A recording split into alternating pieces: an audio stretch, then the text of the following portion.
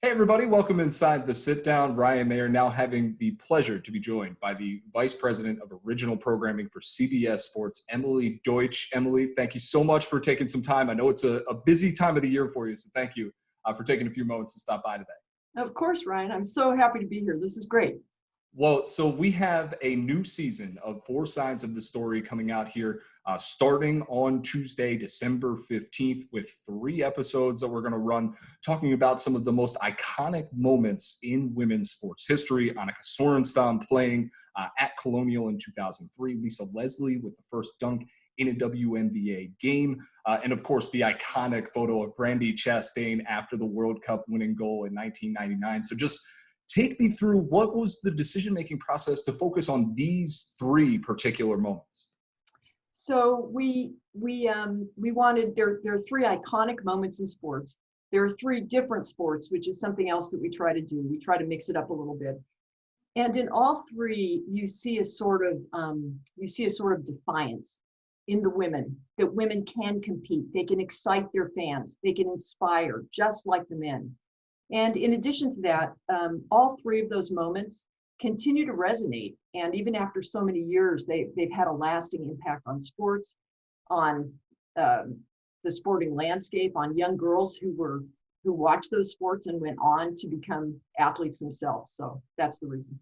Absolutely. And even for myself, I know too, I remember that 1999 World Cup and then going outside in my backyard and pretending that I'm out there winning penalty kick in the World Cup and celebrating in that way. So it's certainly one that sticks out in the heads of all sports fans. And I wonder, as you were going through the process, obviously these are big undertakings to put together in the way that you do. Was there anything that really surprised you or that you learned new about these various events in time that you maybe previously didn't know? Well, the whole concept of Four Sides of the Story is that you take, instead of mixing together the interviews, you take 4 individual points of view and you put them into each of the 4 segments of the show. And because of that, we strive to get points of view that are a little bit different, like people that may not really be a part of the conversation at the time, but that played a role in those events. And so this is the great part about talking to people who are not always considered to be prominent in the making of these moments. So for instance, one of the stories is on Lisa Leslie and the first dunk in the WNBA. It's called Lisa Leslie Throws Down. And one of the people we talked to was her trainer. What I didn't realize is that this didn't come out of just nowhere. Lisa and her trainer worked all off season. They had very specific goals. They worked specifically on dunking. And that's one thing that I found actually fascinating, was that they had planned this. She didn't know when it was going to take place, but that this was something they specifically worked on. And in talking to the photographer who shot the iconic photo of Brandi Chastain, what we learned was, first of all, he didn't really know anything about soccer. And he brought a buddy with him who was a coach. And he didn't have a field pass. And so they were up in the stands, kind of taking photos at a high level. And at the end of the game, it was 0-0. And he turns to his buddy, he's like, well, now what happens? And he said, well, now we have penalty kicks. And he said, well, let's go down behind the net. So they went down behind the net and they were setting up, and there were no other photographers. They were all along the side. And they had a lot of gear, and a security guy came over and said, you can't set up there. You've got to get out of there. So they start to pack their gear up, and they're taking a little bit of time. And finally the security guy says, you know what, forget it, stay there. It's too late. You've got to stay there. Do not move. Stay right there. And that's where that iconic photo that ended up on the front of Sports Illustrated, that came about from that moment. So that was 2 things that I didn't know.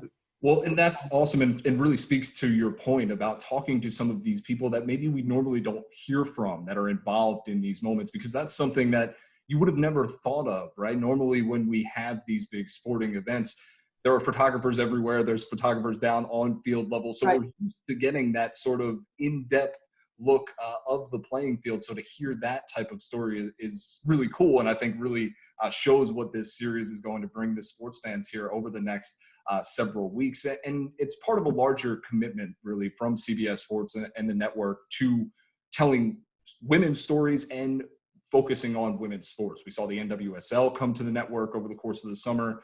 We Need to Talk now into its 7th year, going into 2021. So just from your perspective first, why so important to put this emphasis on women's stories and women's sports, and then how this franchise really interacts with that intersection there? So Four Sides of the Story was not conceived of as a women's show, as you know, but it turns out that we had a sponsor who wanted to focus on women, and so we dug in and found stories that we really thought could resonate with people, and that were good stories, and they had good sides. And sometimes you look at a story and you're like, yeah, I don't know, the sides aren't that great.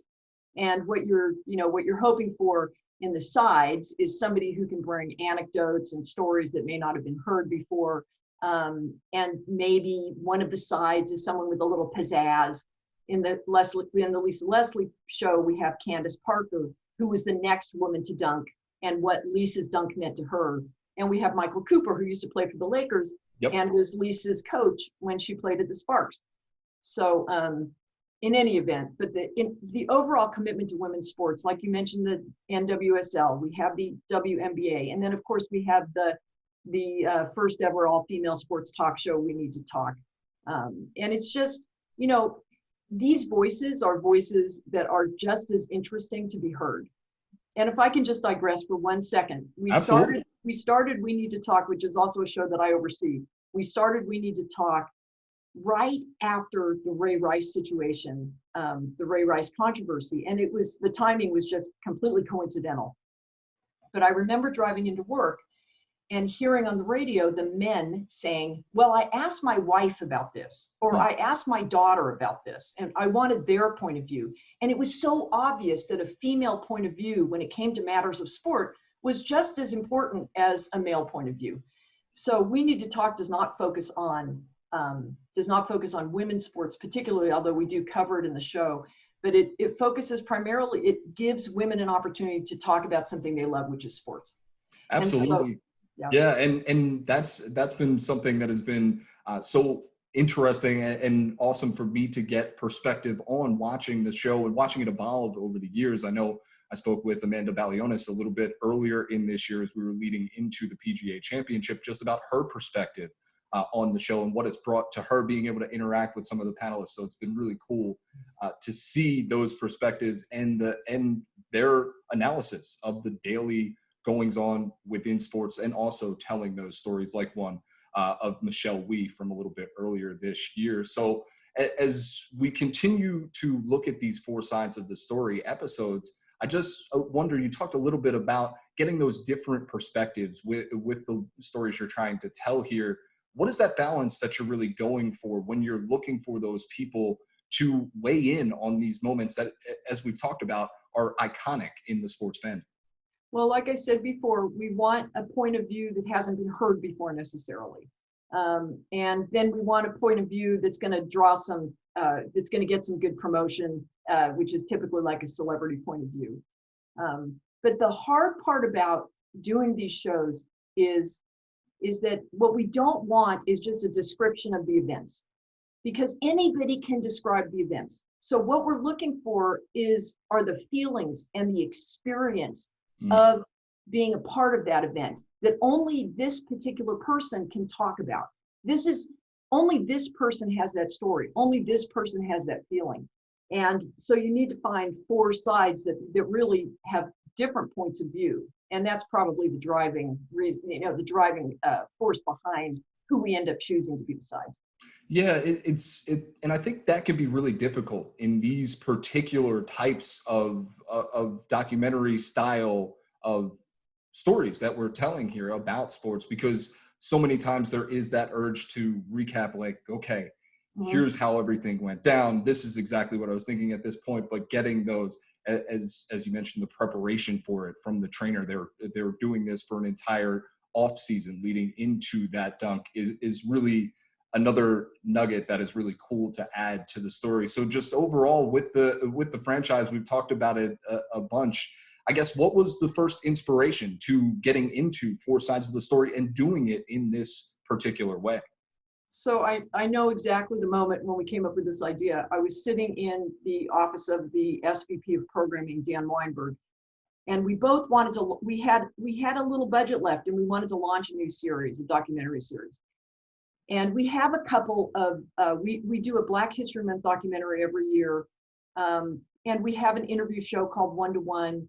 But we didn't have like a true documentary story that was its own series. And we wanted something that was easy to program, meaning that it was about a half an hour long as opposed to an hour or 90 minutes. Something that was easily consumable by the viewer, didn't take a ton of time on their part, and something that had a little bit of a twist, so that it was different than the other documentary franchises that are out there. And literally, I was thinking, okay, we have 4 segments in a half an hour. Why don't we just look at a moment in sports? And the first moment that we ended up doing was the Chris Jenkins last minute shot to win the national championship for Villanova. Why don't we look at that moment in sports and give each segment its own voice? And that's kind of where the idea, literally, that's it. There's nothing more to it than that. That's where it came from. And it's been, it's been good. It's been fun. It's not easy though, because the other thing about the show that makes it hard is you're telling the same moment over and over again. Mm-hmm. So you're trying to use a little bit of different footage here and there. And right. That's a little challenging too, but I think it's been successful. And these 3 shows are fantastic. I'm excited about them. Yeah, you mentioned to try and find that different footage. I wonder, as you're scrambling to try and find that, how difficult maybe that has been, because obviously we all see the broadcast moments here, and there's only so many angles, right, that you get as part of that. So tracking down that kind of footage, what is that process like? It's hard. And in fact, we really need the cooperation of the people who own the footage. So sometimes it's ESPN who owns the footage. Sometimes, in this case, it's FIFA who owns the Brandi Chastain footage, and it's the NBA who owns the Lisa Leslie dunk footage. The easiest thing, obviously, is to use footage that CBS has shot. That's why the tournament is kind of an easy one for us, because we have all of the content that didn't air necessarily, all of the isolated shots and things like that. So it can be hard, and then you're digging through and you're trying to find the people who are talking. So for instance, just now I screened the Brandi show for the first time, and I asked the producer, look at all the different angles of the other photographers and see if you can find our photographer that we're talking to behind the net so that we can highlight him. You know, how can we find that person so you can establish that they're there and where they are in the moment? So it can be tough.